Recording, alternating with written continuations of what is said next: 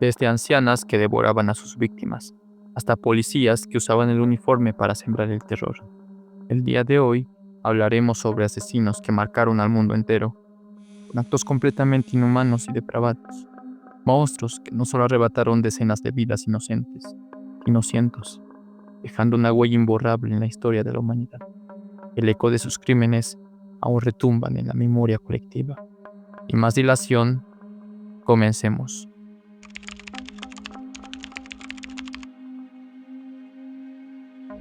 Juana Barraza parecía una mujer común, trabajadora, madre, amante de la lucha libre, pero bajo ese rostro amable se escondía un pasado oscuro y una sed de venganza que marcaría su destino.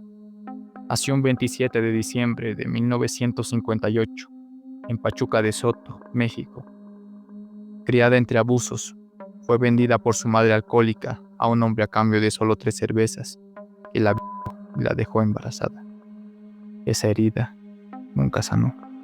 Años más tarde, en la Ciudad de México, se convirtió en la dama del silencio en los cuadriláteros, pero el silencio que traía no era parte del espectáculo.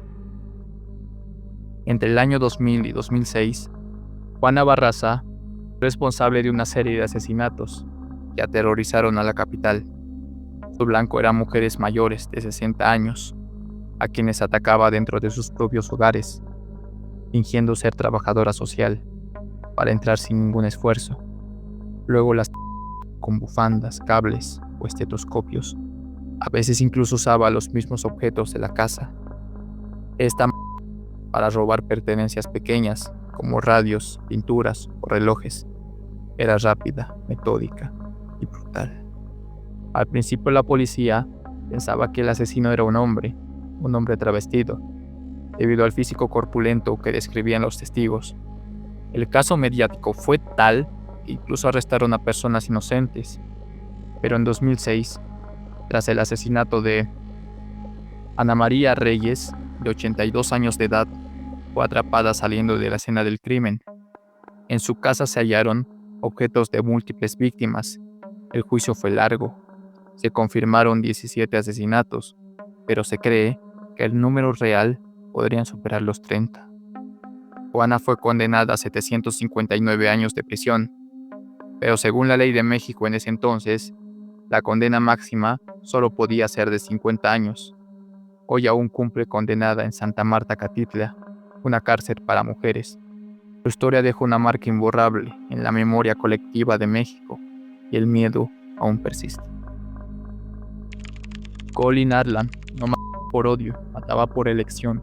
Inspirado por libros del FBI, decidió convertirse en un asesino serial. Planeó cada detalle. Visitaba bares gay en Londres, buscaba hombres con intereses en juegos de dominación y se aseguraba de que estuvieran solos. Luego los convencía de dejarse esposar. Y una vez indefensos, los y asesinaba, con precisión. Pasaba horas junto a los cuerpos, comía, bebía, incluso veía televisión con ellos. También los fotografiaba. Después salía y llamaba a los periódicos para confesar lo que había hecho. Quería notoriedad. Mató a 5 hombres entre enero y junio del año 1993. Su captura fue gracias a cámaras de seguridad que lo captaron cuando salía de la escena del crimen. Un dato curioso es que según su perfil psicológico se le denominaba como un hombre en guerra con su propia sexualidad, ya que nunca confesó ser homosexual. Durante el juicio no mostró emoción alguna. Fue condenado a cadena perpetua.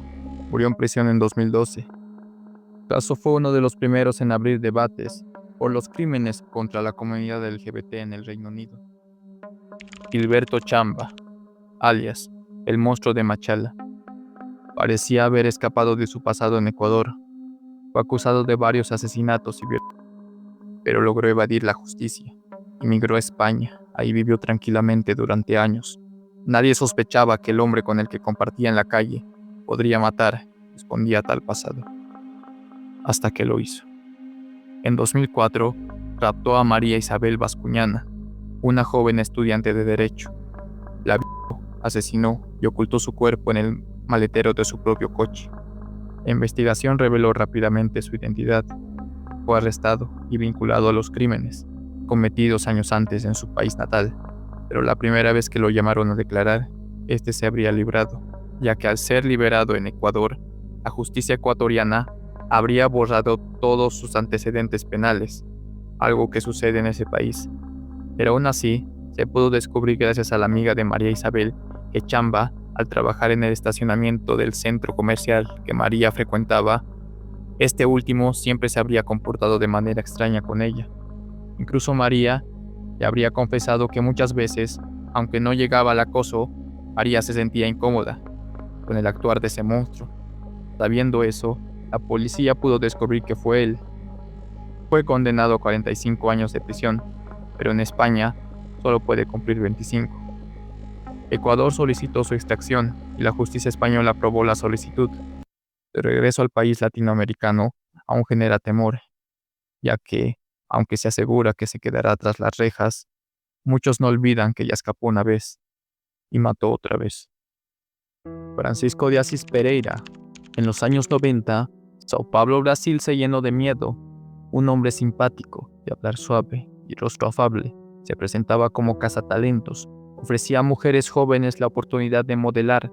Les pedía que lo acompañaran a un parque en el estado de Sao Paulo, donde prometía tomarles unas fotos, pero el bosque no era un estudio, era una trampa mortal.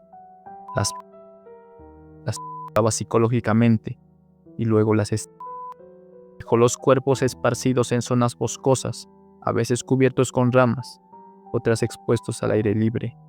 El número de víctimas confirmadas fue de 8, halladas de a 2 en un radio de 200 metros, pero hubo más de una docena de sobrevivientes. Escaparon por segundos.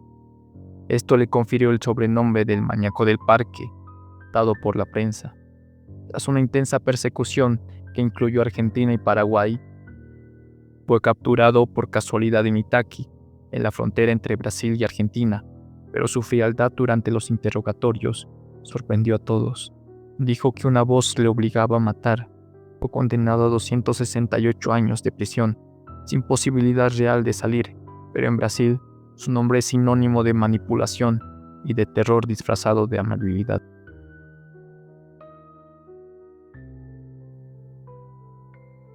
Entre 1977 y 1988, dos jóvenes educados y aparentemente normales desataron una ola de asesinatos que dejó perpleja a toda Italia.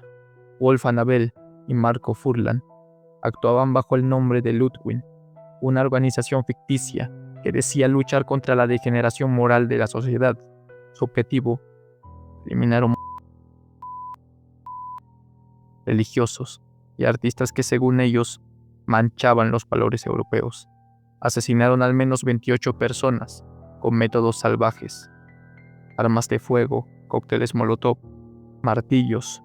Dejaban notas reivindicando los crímenes con mensajes ideológicos. Su caída llegó cuando intentaron atacar una discoteca. Fueron detenidos por una revisión policial.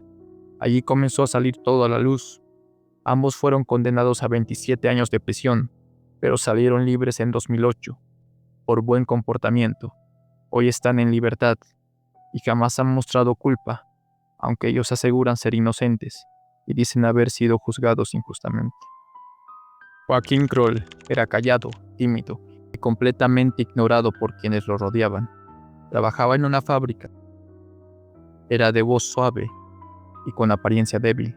Nadie sospechaba que por casi 20 años estaba asesinando personas, muchas veces niñas pequeñas. Comenzó en los años 50 y no se detuvo hasta 1977. Las mataba y incluso guardaba partes del cuerpo para comer después. Las cocinaba, las servía y las comía como carne común, lo que le dio el apodo del caníbal del Ruhr. Incluso las compartía sin que nadie supiera su origen. Fue capturado por casualidad. Un vecino se quejó de que el inodoro estaba atascado. Cuando llegaron los técnicos, hallaron restos humanos en su cocina.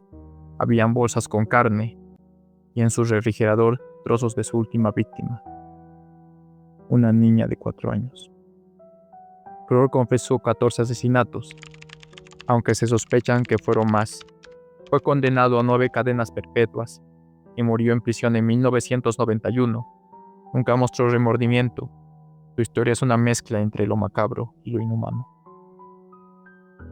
Manuel Octavio Bermúdez, el monstruo de los Cañaduzales. Sus víctimas eran niños de entre 9 y 13 años. Manuel Octavio Bermúdez se ganaba la confianza de los niños, a quienes atacaba en los campos de caña del Valle del Cauca, en Colombia. Les ofrecía monedas o comida y prometía trabajo recogiendo caña, pero lo que seguía era puro horror. Los con lidocaína los abusaba y los con cordones y cables. Lo hacía en zonas rurales, con niños de bajos recursos que seguramente solo querían algo de comer para ese día. Este monstruo fue capturado en 2003, gracias a un niño que logró escapar y alertar a la policía. Confesó más de 30 asesinatos, aunque se cree que podrían ser muchos más. Fue condenado a 40 años, la pena máxima en Colombia en ese momento. Estuvo recluido junto a su ídolo, quien lo inspiró a cometer estos asesinatos, a quien él admiraba, otro monstruo a quien veremos más abajo en este iceberg. Fue recluido en la cárcel de Tramacua. En 2004 murió durante un traslado, tras un ataque armado. Para muchos fue justicia divina, para otros, un final incompleto para una bestia que no mostró remordimiento alguno.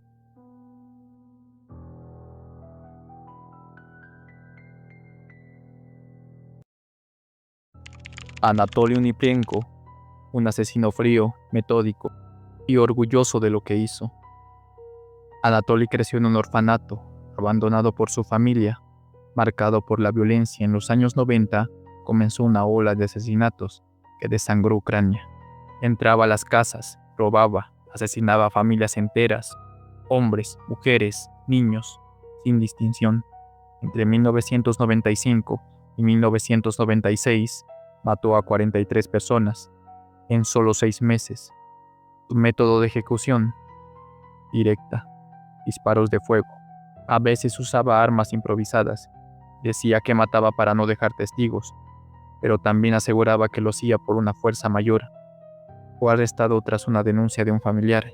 En el juicio, declaró ser el diablo, un enviado de Dios y hasta el mejor asesino del mundo, condenado a pena de muerte. Esta fue conmutada por cadena perpetua. Murió en 2013 por un infarto y, al igual que muchos asesinos, no mostró remordimiento. Jamás pidió perdón por el daño que hizo a muchas familias. Tamara Sanzanova, la abuela desmembradora. Entre los suburbios de San Petersburgo vivía una anciana amable, amante de la astrología y de los horóscopos, pero nadie sospechaba que Tamara, de 68 años, escribía en sus diarios con extremo detalle cómo mataba y cocinaba a sus víctimas. En 2015, mató a su amiga Valentina tras una discusión por platos sucios. La con somníferos, y mientras aún respiraba, la con una sierra. Cortó la cabeza y las manos. Hirvió algunas partes y distribuyó los restos en bolsas por su vecindario. La policía la atrapó gracias a cámaras de seguridad. Ella misma confesó haber matado a muchas personas. Lo hice todo deliberadamente, dijo. En su casa encontraron diarios donde describía con frialdad y extremo detalle cómo y almacenaba partes humanas. Confesó haber matado al menos 11 personas, entre los que estaban su propio marido, su suegra y varios inquilinos de donde residía. Fue declarada psicópata, diagnosticada con esquizofrenia paranoide y enviada a un hospital psiquiátrico por tiempo indefinido. Aplaudió al escuchar su sentencia y dijo: «Estoy lista para morir en prisión». Lo dijo mientras sonreía. Hoy en día pasa sus días entre tratamientos y recuerdos que hielan la sangre. El lobo de Angarsk tenía esposa, hija, era oficial de policía. Su deber era proteger, pero durante 18 años fue el mayor depredador de Siberia. Mikhail Popkov usaba el uniforme como carnada, ofrecía aventones nocturnos a mujeres a quienes salían de fiestas o bares. Una vez dentro del auto, el infierno comenzaba. Abusaba, golpeaba y asesinaba con brutalidad salvaje. Usaba lo que tuviera en mano: hachas, destornilladores, cuchillos, incluso palas. Dejaba los cuerpos deshechos en cementerios, bosques o arrojados a orillas del río. En algunos casos, prendía fuego a los cadáveres. Fue arrestado en 2012, Al principio confesó 22 asesinatos, por lo que recibió cadena perpetua, pero se estiman que fueron más de 200 las víctimas. Años después, confesó otros 59, recibiendo otra segunda cadena perpetua. Aún así pidió ser liberado para unirse al ejército ruso en la guerra de Rusia contra Ucrania, buscando redención a través de más muerte. Su nombre ya es parte del horror institucional de Rusia.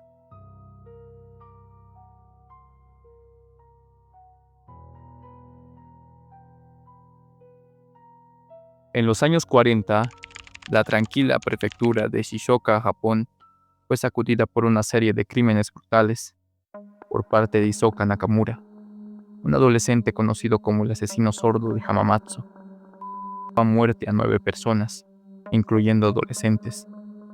A pesar de ser sordo, era un estudiante brillante, pero su familia lo trataba con desprecio, lo que contribuyó a su aislamiento y comportamiento agresivo. Teisuke Nakamura fue un asesino en serie en Japón, activo durante la década de 1930. Cometió sus crímenes cuando aún era adolescente, lo que lo hace aún más inquietante. Según su testimonio, intentó violar a 2 mujeres en 1968, cuando solo tenía 14 años, pero ellas al desistirse las asesinó. Sin embargo, estos crímenes no siempre se incluyen en la lista oficial de las víctimas. Entre 1941 y 1942, Nakamura cometió una serie de asesinatos, incluyendo el asesinato de su propio hermano y ataques a otros miembros de su familia. También mató a varias personas en su comunidad, utilizando cuchillos como su arma principal. Comenzó a matar entre los 14 y 16 años. Atacaba principalmente a mujeres y niñas de su vecindario, personas indefensas. Usaba armas blancas como cuchillos para brutalmente a sus víctimas. Se cree que Nakamura sentía una profunda fascinación por la violencia y el asesinato. También mostraba signos de aislamiento y problemas psicológicos. En 1942, el 12 de octubre, Nakamura fue detenido durante la Segunda Guerra Mundial. Las noticias sobre sus crímenes fueron censuradas para evitar alarmas entre la población.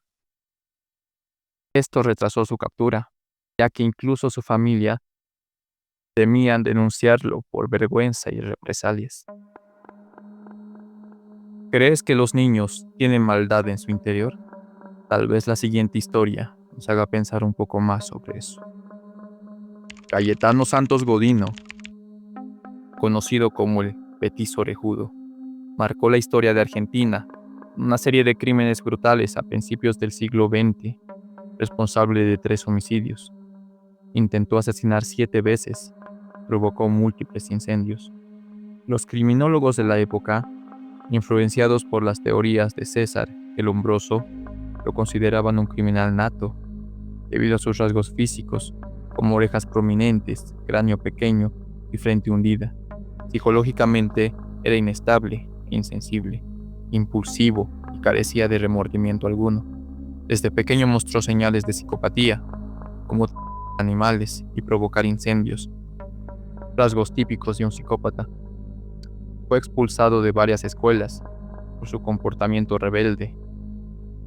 Todo empezó con Miguel de Paulí, un niño de casi 2 años, a quien atacó cuando el Petiso Orejudo tan solo tenía 8 años.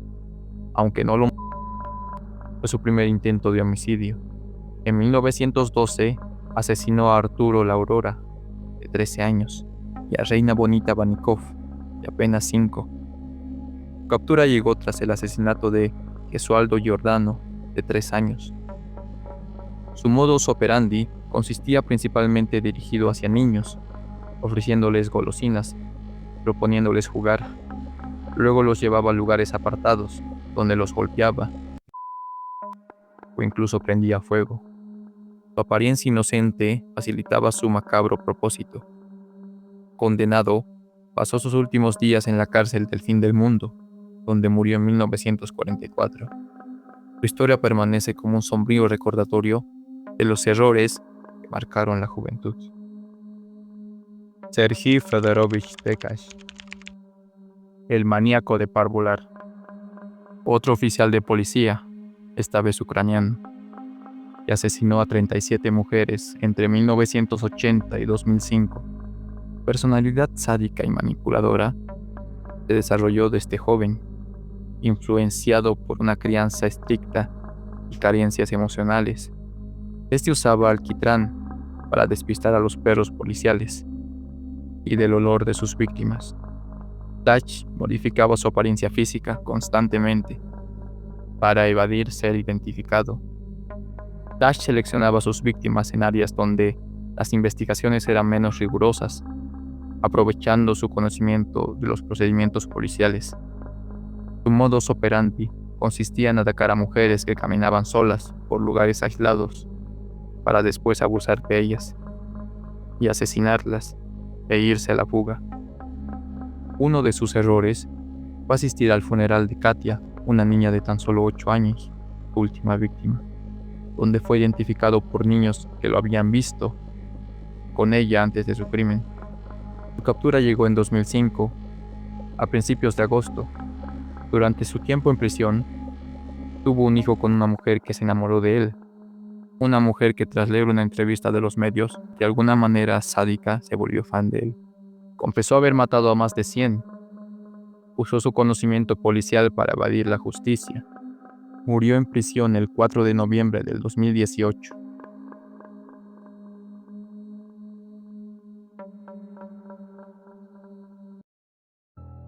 Daniel Camargo Barbosa nació en 1930 en Anolaima, Colombia.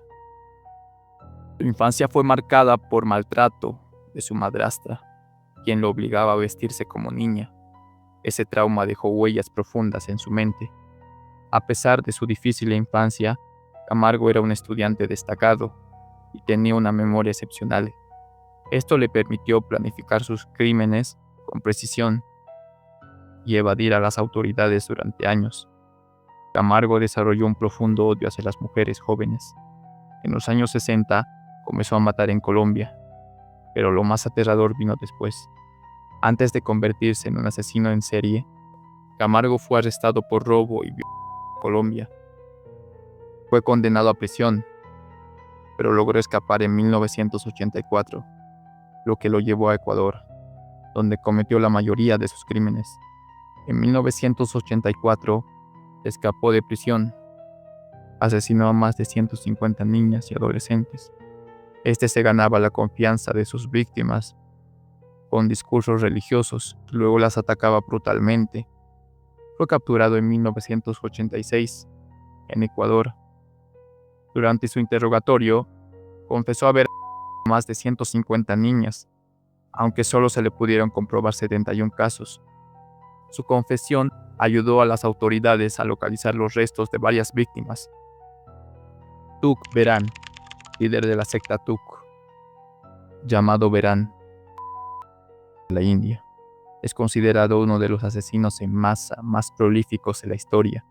Entre 1790 y 1840, estuvo implicado en 931 asesinatos en sus 50 años de carrera delictiva.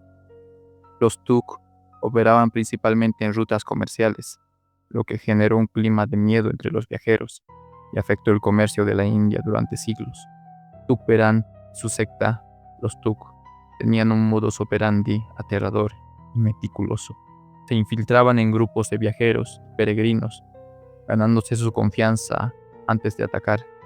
Por las noches, usaban el rumal, un pañuelo ceremonial, para estimular a sus víctimas a manera de ritual.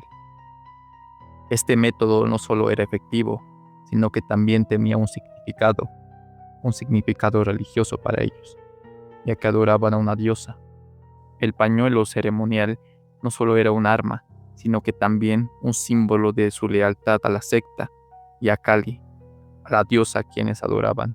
Su uso ritualizado reforzaba la identidad colectiva de los Tuk. Aunque veneraban a Kali, no todos los miembros eran devotos religiosos. Algunos se reunieron por la oportunidad de obtener riquezas y poder, lo que muestra la diversidad de las motivaciones dentro de la secta. Luis Alfredo Garavito, conocido como La Bestia, fue uno de los criminales más notorios de América Latina, y fue este quien incentivó a Manuel Octavio Bermúdez, el monstruo de los cañaduzales, otro asesino a quien vimos más arriba en este iceberg. Su caso impactó profundamente a Colombia y al mundo, convirtiéndose en un símbolo de los desafíos en el sistema judicial y penitenciario del país. Su historia sigue siendo un recordatorio de la importancia de la justicia y la protección de los más vulnerables. Garavito padecía trastornos antisociales, lo que lo llevó a cometer crímenes con extrema frialdad. Además, llevaba un registro detallado de sus víctimas, anotando nombres, edades y características físicas. Aunque la mayoría de sus crímenes ocurrieron en Colombia, Garavito también confesó haber asesinado niños en Ecuador y Venezuela. Su modus operandi era meticuloso, planeado para atraer a sus víctimas, que eran principalmente niños de entre 6 y 16 años, provenientes de familias de bajos recursos. Garavito se disfrazaba de figuras confiables, como sacerdotes, vendedores ambulantes o campesinos. Para ganarse la confianza, utilizaba frases como, y cito, "Mi hijo, venga, acompáñeme allí, le doy 200 pesos". Usaba esta frase para persuadirlos. Una vez que lograba atraer a sus víctimas, las llevaba a lugares apartados, donde cometía sus crímenes. Antes de cada ataque, solía consumir aguardiente, lo que formaba parte de su macabro ritual. Luego sometía a los niños a actos de violencia extrema, incluyendo y antes de este comportamiento fue clave para que las autoridades lograran identificarlo y detenerlo. Luis Alfredo Garavito falleció el 12 de octubre de 2023 en el hospital de Valledupar, Colombia. Pedro Alonso López, el monstruo de los Andes. Uno de los asesinos en serie más letales del mundo, un hombre que, según su propia confesión, terminó con la vida de más de 300 niñas en Colombia, Ecuador y Perú. Una historia real, perturbadora y llena de impunidad. López comenzó en Colombia, donde fue encarcelado por robo. En prisión fue abusado por otros reclusos, lo que lo llevó a asesinar a varios de ellos, descubriendo su placer cuando mataba. Durante más de una década, Pedro Alonso López vagó por los Andes. Buscaba a sus víctimas entre niñas campesinas de entre 8 y 12 años. Les ofrecía comida, regalos o simplemente una palabra amable, y cuando se ganaba su confianza, las llevaba a zonas aisladas. Ahí las asesinaba sin piedad. A veces incluso regresaba días después para abusar de sus cuerpos sin vida. Fue capturado en Ecuador en 1980 tras intentar secuestrar a una niña. Confesó haber asesinado a más de 300 personas y llevó a la policía a los lugares donde enterró al menos 53 cuerpos, que de alguna manera enferma aún recordaba dónde los había dejado. A pesar de sus crímenes, fue condenado a solo 16 años de prisión, la pena máxima en Ecuador en ese momento. En 1994 fue liberado, deportado a Colombia, internado brevemente en un hospital psiquiátrico antes de quedar en libertad. Desde 2002, su paradero es desconocido. Se ignora si está muerto, escondido o si ha vuelto a matar. Muchos de esos asesinos fueron juzgados, pero no todos recibieron el castigo que se merecían. Algo que noté al investigar este video es que la mayoría de ellos tuvieron infancias rotas, creciendo entre abusos, violencia y abandono. Y es aquí donde se demuestra, una vez más, la gran importancia que tiene una buena crianza, porque incluso los monstruos más temibles alguna vez fueron niños. Y dime, ¿cuál de estos asesinos te sorprendió más? Si este video te gustó y también te apasionan los misterios y las leyendas de Latinoamérica, te invito a ver el video que aparece en pantalla. Ahí descubrirás historias oscuras y muy inquietantes.